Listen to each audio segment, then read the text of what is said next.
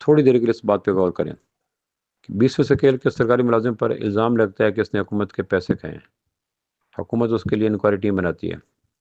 Team महीनों की रियाजत के बाद मजबूत दलाइल और कवी शवाहिद की बिना पर ये फैसला देती है कि वाक़ईतन ये मुलज़िम नहीं मुजरिम है। सज़ा ये है कि नौकरी से बरतरफ़ कर दिया जाए, और बरतरफ़ कर दिया जाता है।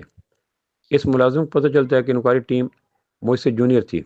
मैं 20वीं शकील का, ये 17-18 शकील के। वो अदालत में चला जाता है, अपना मुकदमा रखता है।